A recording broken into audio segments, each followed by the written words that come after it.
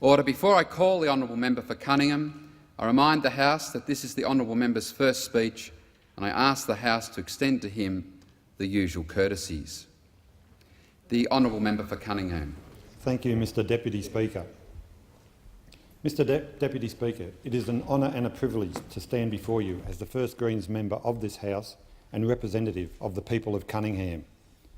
With the support of my colleagues, Senator Bob Brown and Senator Kerry Nettle, I look forward to bringing a fresh new voice to this House and this Parliament, a voice reflecting the aspirations of the people of Cunningham and the vision of the Australian Greens. As I rise before the House today, our region is in mourning for those who have lost their lives or were injured in the Waterfall train derailment last week. We, as a community, share the pain and sense of loss felt by the family and friends of the victims. The untimely and tragic death of 7 Australians affects us all and saddens our hearts. It is a tremendous responsibility we all share as members of this House, 150 individuals representing around 20 million Australians. I look forward to contributing to an increasingly vibrant parliamentary democracy, working in the best interests of this nation and the people of Cunningham. In speaking of Cunningham, we should be mindful that its history goes back far beyond the 200 years of European settlement. Aboriginal people have occupied the area for some tens of thousands of years. In rising before this House for the first time, I wish to acknowledge the Ngunnawal people, the traditional owners of the land upon which we now sit and whose sovereignty has never been ceded. In doing so, I reaffirm my commitment to supporting and promoting issues of Indigenous culture and heritage, particularly in collaboration with the people of the Illawarra and south coast of New South Wales. I also add my voice to the hundreds of thousands of other Australians in apologising for the wrongs of the past. Mr Speaker, I was elected member for Cunningham last October, just a week after the horror of the Bali bombings and with the spectre of war in Iraq hanging upon us. As I speak, 2,000 men and women of the Australian Defence Force are on their way to the Middle East for just such a war, under the Prime Minister's orders, but without the authority of this Parliament or the backing of the people. A war in which 5 million residents of Baghdad face the imminent possibility of death, and UN experts predict as many as 100,000 children will die. A veritable holocaust, in the words of Nelson Mandela. The government's rationale for Australian involvement in a war with Iraq is nothing more than a defence of the United States' position. Tuesday's statement by the Prime Minister failed to reveal any real or credible threat to our nation. This is not Australia's war. The government is prepared to follow the US into war, regardless of the United Nations Security Council. The Greens, like millions of other Australians, are unequivocally opposed to Australia's involvement in a war against Iraq. The government's deployment of our troops in support and anticipation of US military strikes on Iraq directly contravenes Australia's obligations under international law. Australian involvement in a Bush-led attack on Iraq will weaken the United Nations and set a precedent for other nations to ignore international law. Article 51 of the UN Charter provides that action by air, sea or land force is only warranted in the case of self-defence. Iraq has not attacked Australia, and to date the UN Security Council has not endorsed any action under Article 42 to maintain international peace.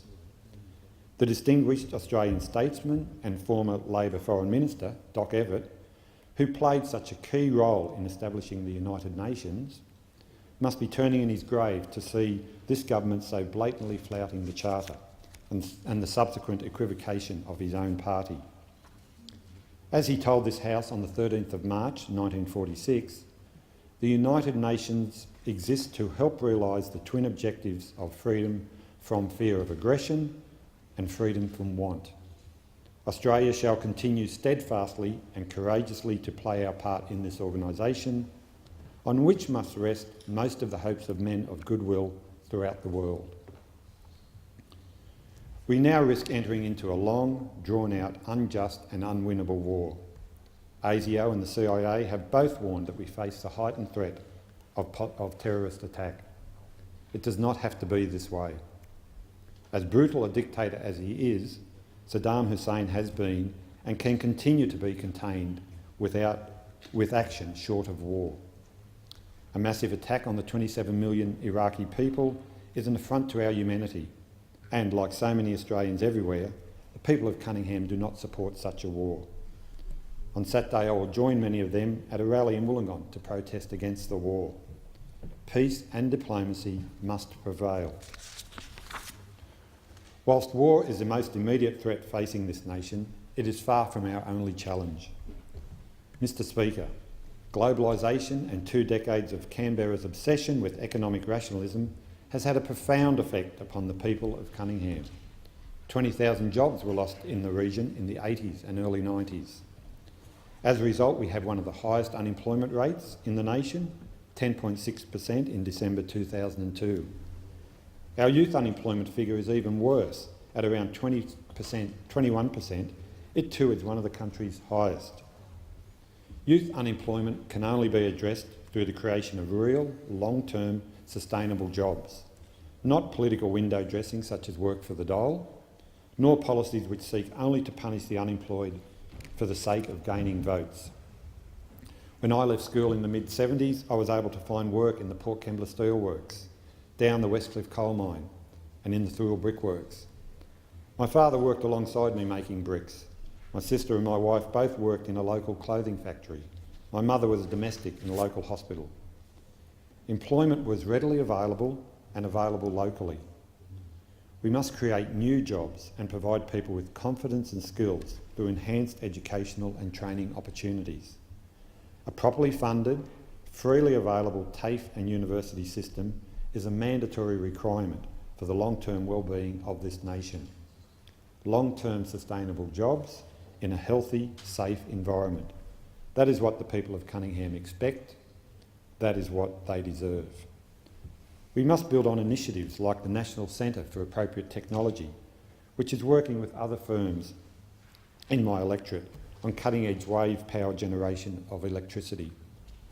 The University of Wollongong's Intelligent Polymer Research Institute leads the world in developing smart plastics, such as artificial muscle fibres. These are opportunities for new clean, green industries in the region, which will provide the jobs of the future. In Cunningham, we have long relied on heavy, polluting industries. However, it is an area of immense natural beauty, nestled between the escarpment and the sea in the Illawarra region of New South Wales. It is also a fragile environment which has been taken for granted and abused. In my first term as member for Cunningham, I will be pressing for permanent protection of the Illawarra escarpment, the Kakadu of the South, as David Attenborough has termed it. The Illawarra's long, thin coastal plain, centred on the city of Wollongong, accommodates a diverse, multicultural population with a proud, though rapidly changing, working-class heritage based on coal mining, steel production, manufacturing and small business. As a sixth-generation Australian whose family has resided in the Illawarra since the 1830s, I have a special relationship with the place and with Bulli, where I grew up. When I was a child, my father said to me, "I was born in Bulli and I will die in Bulli." As I grew older, I came to know my father better. I began to understand the significance of his statement. Bulli was where he grew up. It was where his family and friends were, his workmates, his childhood memories, his roots. He had a commitment to the area, a sense of attachment to the place. I came to share his sense of attachment. It motivates me to this day, influencing everything I do. I stand before you as a result of that commitment to the Illawarra, to its people, its history, heritage and culture, to the spirit of the land. I stand here because on the 19th of October 2002, the people of Cunningham voted to change the habit of 53 years and elect a Greens member to the House. There are many reasons for this historic vote. At its core, widespread dissatisfaction with the major parties. The voters of Cunningham felt neglected by their ALP representatives at local, state and federal level, and they felt the coalition had abandoned a seat it saw as unwinnable. Also obvious to the electorate was the failure by government to develop appropriate infrastructure within the region to protect major environmental assets such as the Illawarra Escarpment and the coastline, and to create long-term sustainable jobs opportunities, especially in areas other than polluting heavy industries. One of my predecessors, the late Rex Connor, introduced pioneering anti-pollution laws, but the people of Cunningham continued to pay the price for those plumes of progress which have hung over the region since the 1860s. The by-election also revealed that the environment is a major item on the Australian political agenda.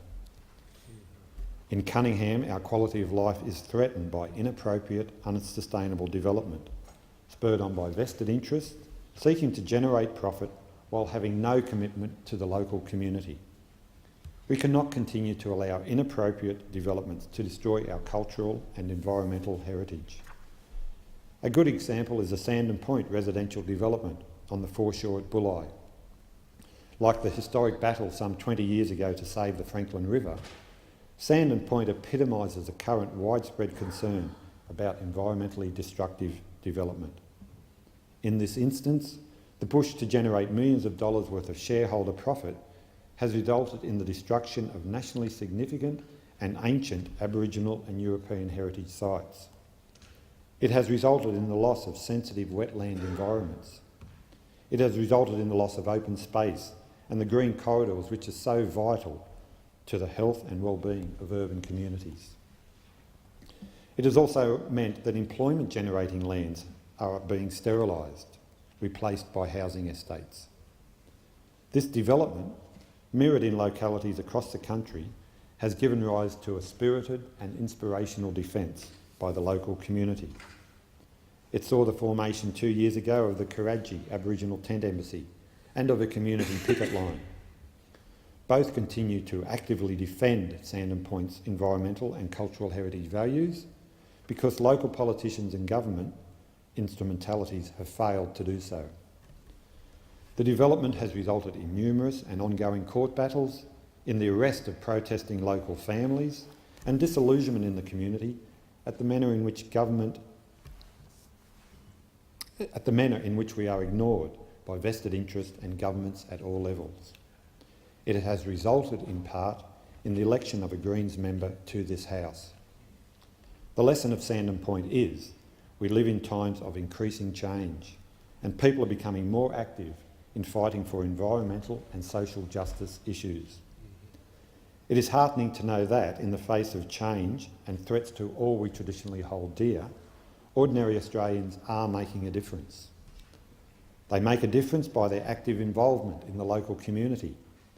They made a difference at the ballot box in the Cunningham by-election. And they made a difference by turning to the Greens, the party committed to a fairer and more just society.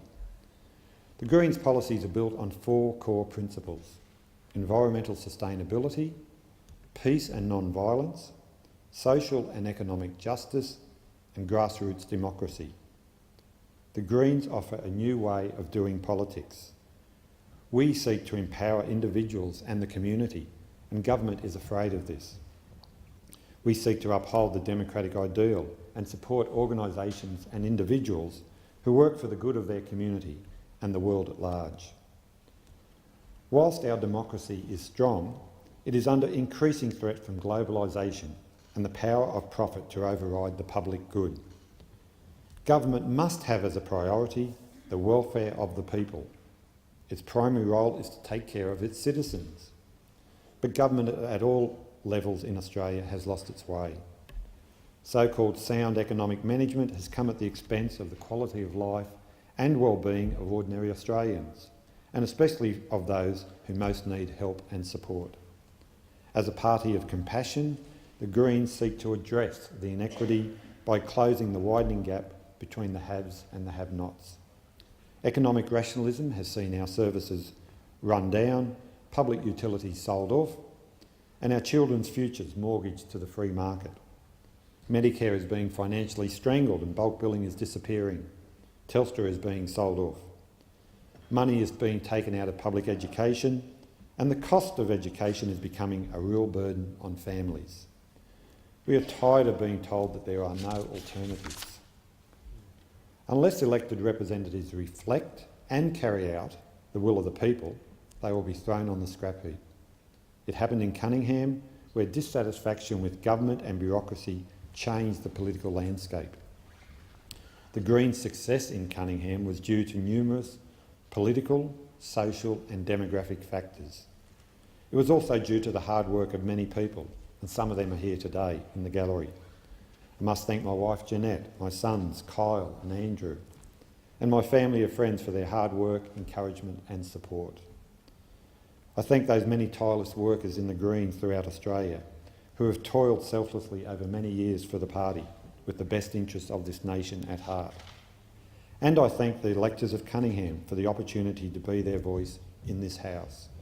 It is a great honour. Mr Speaker, my victory in the Cunningham by-election as a local community activist and a member of the Greens sends a clear message. The Australian political landscape is changing and the Greens are leading that change. We are a genuine alternative to the other parties as they become increasingly indistinguishable. The Greens is a party of compassion and community activism. The success of the Greens in Cunningham is a wake-up call. It is a light shining through the fog of political expediency, cronyism and hidden agendas. And Cunningham is not an isolated incident. It is a microcosm of voter anger and concern across the nation. People want jobs. We want workers' wages, conditions and rights upheld and improved. We're sick of seeing corporate heavyweights walking away with millions. People want sensible, sustainable development. We do not want the environment trashed for a quick buck. People want a quality, well-funded public education system and a universal healthcare system. We do not want our schools run down, our technical and further education system forgotten, and a university education contingent upon one's ability to pay. I am here to remind the House that the Australian people want compassion, not cruelty. We do not want to see asylum seekers and their children caged behind razor wire in desert prisons. We do not want to see a repeat of the shame brought upon this nation by the Tampa affair. And, Mr Speaker, we do not want war.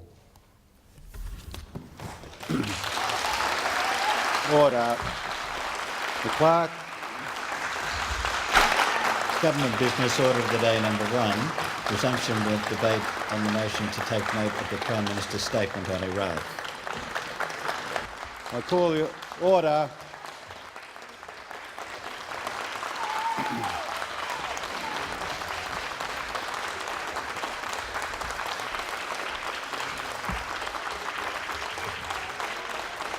I remind those in the galleries of their obligations.